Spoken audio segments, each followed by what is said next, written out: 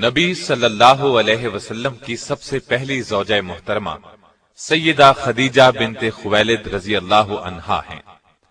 نبی صلی اللہ علیہ وسلم کے فرزند ابراہیم رضی اللہ عنہ کے سوا آپ کی ساری اولاد انہی سے ہوئی۔ آپ صلی اللہ علیہ وسلم پوری زندگی اس وفا شیار بیوی کو یاد کرتے رہے۔ سیدہ خدیجہ رضی اللہ عنہا کے والد کا نام خویلد اور والدہ کا نام فاطمہ تھا۔ سیدہ خدیجہ رضی اللہ عنہا کے والد اپنے قبیلے میں اونچی حیثیت کے آدمی تھے۔ ہر شخص انہیں عزت اور احترام کی نگاہ سے دیکھتا تھا۔ مکے میں رہائش اختیار کی، وہیں فاطمہ بنت زائدہ سے شادی کی۔ ان کے بطن سے اللہ تعالی نے وہ بیٹی عطا کی جو امت مسلمہ کی پہلی ام المؤمنین بنی۔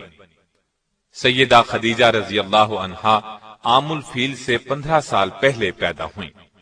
اس طرح آپ نبی صلی اللہ علیہ وسلم سے قریباً 15 سال پہلے اس دنیا میں تشریف لائیں۔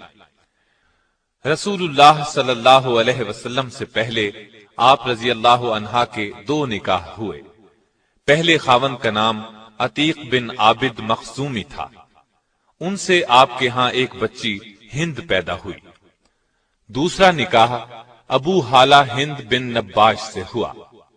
ان سے آپ کے ہاں 2 بچے ہند اور حالہ پیدا ہوئے۔ بعض مورخین نے لکھا ہے کہ پہلا نکاح ابو حالہ سے ہوا تھا۔ عام الفیل سے 20 سال بعد فجار کی جنگ چھڑ گئی۔ اس میں خدیجہ رضی اللہ عنہا کے والد اور شوہر لڑائی کے لیے نکلے اور مارے گئے۔ آپ رضی اللہ عنہا کے خاندان کا پیشہ تجارت تھا۔ باپ اور شوہر کی موت کی وجہ سے تجارت کا بوجھ آپ پر آ پڑا، لیکن عرب معاشرے میں عورت کے لیے تجارت کا پیشہ بہت مشکل کام تھا۔ چنانچہ سیدہ خدیجہ اپنے رشتہ داروں کے ذریعے سے یہ کام لیتی تھیں۔ انہیں مال تجارت دے کر دوسرے ملکوں کی طرف روانہ کرتی۔ رشتہ داروں کو اس کام کا باقاعدہ معاوضہ دیا جاتا۔ اس زمانے میں رسول اللہ صلی اللہ علیہ وسلم بکریاں چرایا کرتے تھے۔ آپ لوگوں میں صادق اور امین مشہور ہو چکے تھے۔ آپ کی دیانتداری کی شہرت مکے میں چاروں طرف پھیل چکی تھی۔ یہ شہرت سیدہ خدیجہ رضی اللہ عنہا کو بھی پہنچی تو انہوں نے پیغام بھیجا کہ آپ میرا سامان تجارت لے کر جائیں۔ جو معاوضہ میں دوسروں کو دیتی ہوں اس سے 2 گنا دوں گی۔ رسول اللہ صلی اللہ علیہ وسلم نے پیشکش کو قبول فرما لیا۔ آپ کا یہ سفر تجارت انتہائی کامیاب رہا۔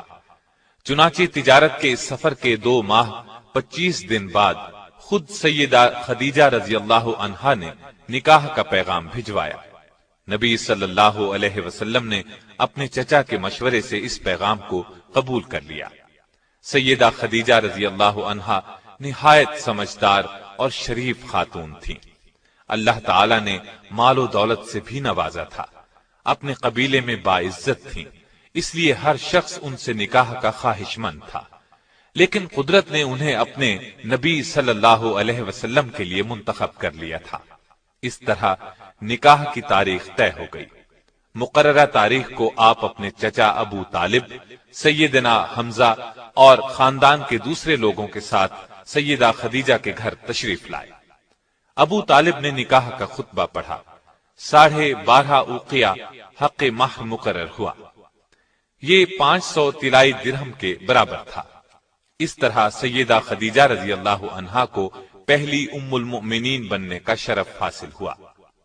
آپ رضی اللہ عنہا کا پہلا لقب طاہرہ تھا۔ اس طرح آپ خدیجہ طاہرہ کے نام سے مشہور ہوئیں۔ نکاح کے وقت رسول اللہ صلی اللہ علیہ وسلم کی عمر 25 سال تھی۔ سیدہ خدیجہ کی عمر 40 سال کی تھی۔ نکاح کے بعد سرداران قریش اور دیگر لوگوں نے مبارکباد دی۔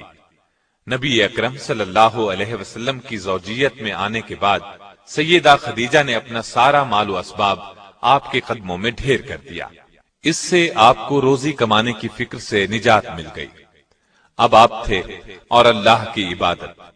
سیدہ خدیجہ نے ہر مشکل اور پریشانی کے وقت نبی صلی اللہ علیہ وسلم کو تسلی دی، دلاسا دیا اور پریشانی دور کرنے کے لیے جو کچھ کر سکتی تھیں کرتی رہیں۔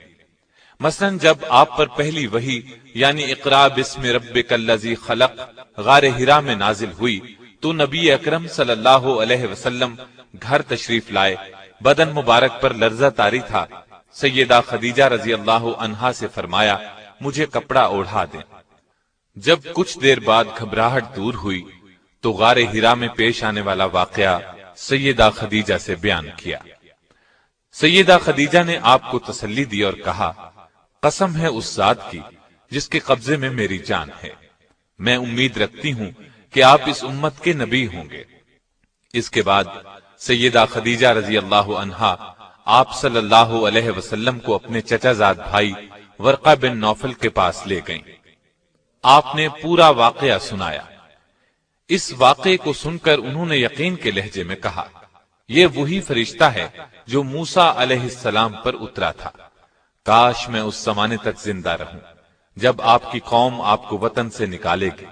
اگر میں نے آپ کا وہ زمانہ پایا تو میں آپ کی ضرور مدد کروں گا۔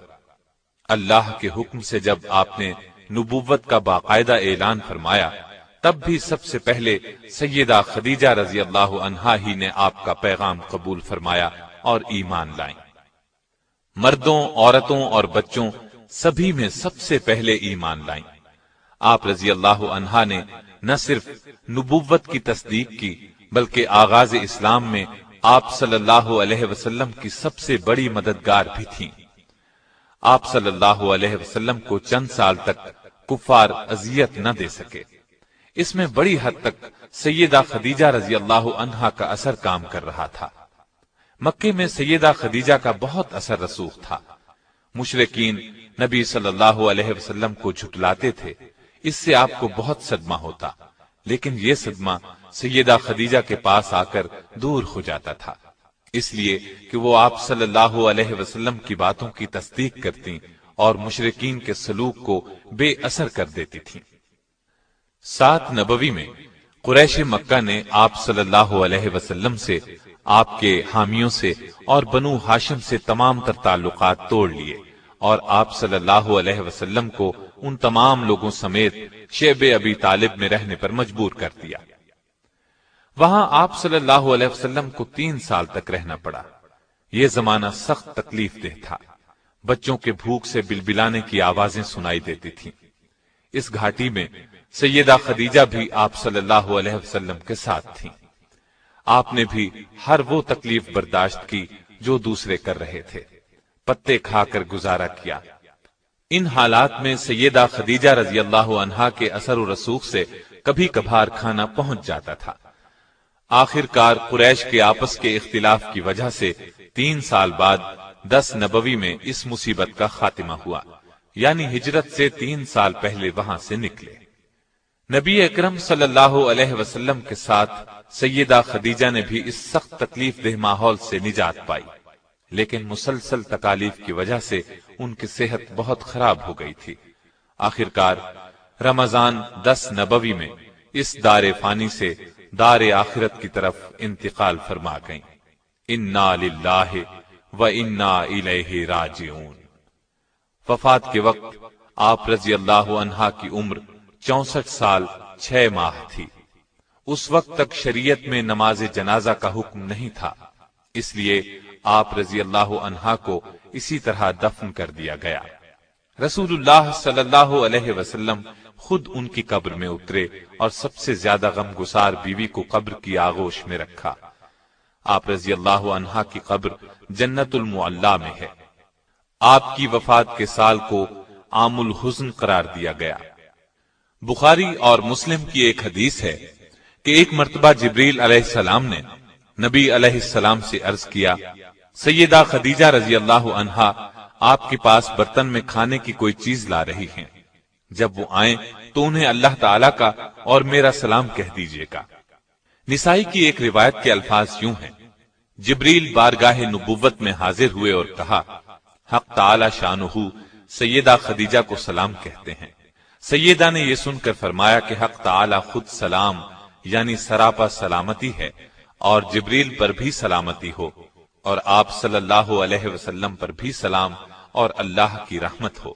سیدہ خدیجہ کی ایک اور بڑی فضیلت یہ ہے کہ ان کی زندگی میں رسول اللہ نے کوئی دوسری شادی نہیں کی۔ معلوم ہوا آپ ان سے بہت محبت کرتے تھے۔ بخاری اور مسلم کی روایات کے مطابق آپ نے انہیں جنت میں ایسے محل کی بشارت دی جو موتی کا ہوگا، بلکہ مسند احمد میں روایت ہے کہ رسول اللہ صلی اللہ علیہ وسلم نے فرمایا، مجھے حکم دیا گیا ہے کہ میں خدیجہ کو جنت میں ایک ایسے محل کی بشارت دوں جو موتیوں سے بنا ہوا ہوگا، جس میں شور و غل اور محنت و مشقت نہیں ہوگی۔ سیدہ خدیجہ کی وفات کے بعد آپ صلی اللہ علیہ وسلم اکثر انہیں یاد کرتے اور تعریف فرماتے تھے۔ نبی صلی اللہ علیہ وسلم سیدہ کی زندگی میں ان کی سہیلیوں سے اچھا سلوک فرماتے تھے اور انتقال کے بعد بھی ان سے اچھا سلوک کرتے رہے۔ جب کوئی چیز آتی تو آپ اس میں سے کچھ حصہ الگ کرتے اور فرماتے، یہ خدیجہ کی فلاں سہیلی کو دے آؤ۔ نسائی اور مسند احمد کی روایت کے الفاظ یہ ہیں کہ نبی صلی اللہ علیہ وسلم نے فرمایا، جنت کی عورتوں میں سب سے افضل یہ 4 عورتیں ہیں: خدیجہ بنت خویلد، فاطمہ بنت محمد، مریم بنت عمران اور آسیہ جو فرعون کی بیوی تھی۔ سیدہ کی اس خصوصیت میں کوئی دوسری ام المؤمنین شریک نہیں ہوئی۔ بخاری، مسلم اور مسند احمد کی ایک روایت میں سیدہ خدیجہ کو تمام جہانوں کی عورتوں سے بہتر فرمایا۔ آپ کے پہلے خاوند سے ایک بیٹے ہند تھے، یہ آپ کے ساتھ ہی ایمان لے آئے۔ انہی کی نسبت سے آپ رضی اللہ عنہا کی کنیت ام ہند تھی۔ رسول اللہ صلی اللہ علیہ وسلم سے سیدہ خدیجہ کے ہاں 6 بچے ہوئے، 2 صاحبزادے جو بچپن میں فوت ہو گئے اور 4 صاحبزادیاں۔ ان کی تفصیل یہ ہے: قاسم رسول اللہ صلی اللہ علیہ وسلم کے سب سے بڑے صاحبزادے تھے، انہی کے نام پر آپ کی کنیت ابو القاسم تھی۔ بچپن میں مکے میں انتقال کر گئے۔ دوسرے صاحبزادے عبداللہ تھے، یہ بھی کم عمری میں ہی انتقال کر گئے۔ ان کے لقب طیب و طاہر تھے، اس لیے کہ یہ زمانہ نبوت میں پیدا ہوئے تھے۔